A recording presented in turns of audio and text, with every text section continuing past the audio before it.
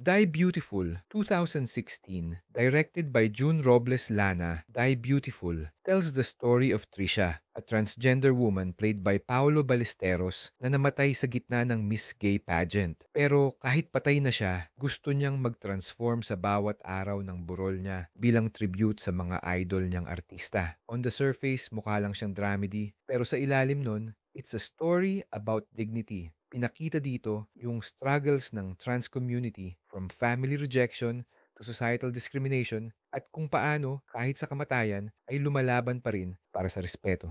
Jun Lana uses humor and glamour to tackle something deeply painful, the need for acceptance. Ang pinaka-powerful line dito, I just want to be beautiful, not just outside, but in the eyes of the people I love. Die Beautiful is both celebration and protest. Kasi sa mundo kung saan madalas pagtawanan ng trans people, Lana made them the hero. Buakaw, 2012. Directed by June Robles Lana, Buakaw follows Rene, an elderly gay man played by the legendary Eddie Garcia. Dito pinakita yung loneliness ng aging gay generation na lumaki sa panahong bawal maging totoo. Rene lives alone and spends his days waiting for death until he meets a friend who makes him feel alive again. Buakaw. Hindi ito flashy, walang pride parades, pero ramdam mo yung sakit ng mga taong natakot mabuhay ng totoo. Jun Lana uses silence and routine to show the effects of repression. Kung paano yung mga hindi nakapagsabing, I'm gay noon, bit-bit pa rin ang takot hanggang pagtanda.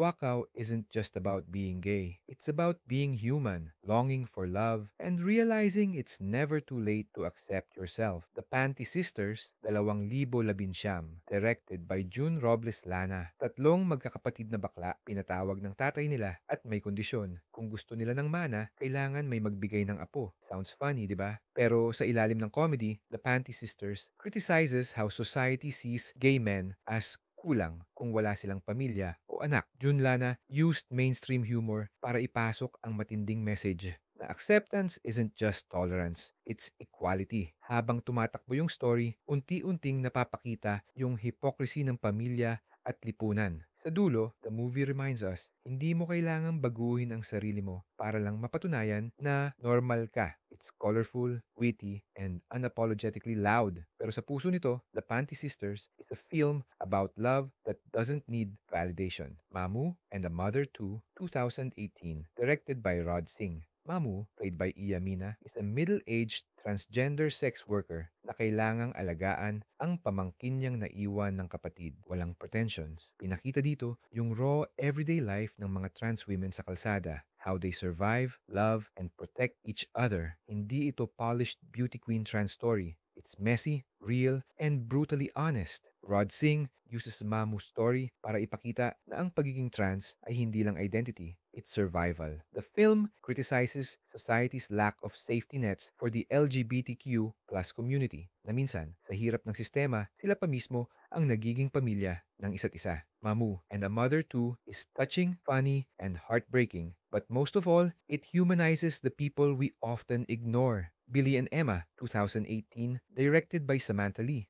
Set in the 90s, this coming-of-age film follows Billy, a tomboy student who transfers to a Catholic school and falls for Emma, the most popular girl in class. Cute, innocent, and full of heart. Pero behind that, Samantha Lee uses the story to question how religion and society shape how women love. When Emma gets pregnant and Billy stands by her, the movie becomes a quiet rebellion, showing that love doesn't need approval, especially from a system built to shame it. Billy and Emma portrays queerness not as a tragedy, but as something normal. Samantha Lee once said, representation saves lives. And this film, it's proof of that. Kasi sa mundong puno ng judgment, minsan kailangan lang natin makita ang sarili natin sa pelikula para maramdaman na okay lang maging totoo. T-Bird at Ako, 1982. Directed by Danny Sialcita, classic ito. T-Bird at Ako stars two icons, Vilma Santos at Nora Honor, as women from opposite worlds who find unexpected connection. Si Nora, isang tomboy na lawyer. Si Vilma, isang dancer na nangangailangan ng tulong.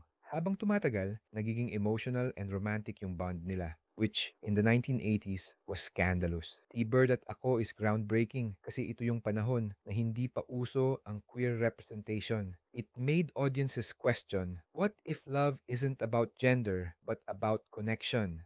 Kalel, 15, 2019. Directed by June Robles Lana, this film follows Kalel, a 15-year-old gay boy diagnosed with HIV. Hindi siya glamorized, gritty o quiet at masakit panoorin. June Lana exposes how society reacts to HIV with fear, shame, and blame. Makikita mo dito yung hypocrisy na habang nagtuturo ng moralidad ang simbahan, tinatago naman ng mga tao ang sarili nilang kasalanan. Kalel grows up in a home filled with lies, forcing him to face the world alone. The film criticizes not just the stigma around HIV, but the lack of education and compassion from both the church and government. Ito yung klase ng pelikulang uncomfortable kasi totoo. It's a painful reminder that silence kills more than the disease itself. Ang pagdadalaga ni Maximo Oliveros, 2005, directed by Oreos Solito. Hindi ito kwento ng karaniwang love story. Si Maxi, isang baklang preteen na lumaki sa squatter area, ay na-in love sa pulis, yung taong simbolo ng batas at kaayusan. Pero ironically, yung pamilya ni Maxi ay sangkot sa petty crimes. Dito pumasok ang moral conflict. Sa gitna ng kahirapan, sino ang tunay na may integridad? Yung inosenteng batang bakla na bukas ang puso o yung pulis na tila mabuti pero parte rin ng maruming sistema? The film explores themes of identity, morality, at social class. Hindi siya loud or preachy pero ramdam mo yung bigat ng bawat desisyon. Si Maxi ay hindi lang isang karakter. Siya yung boses ng mga taong hindi pinapansin ng lipunan.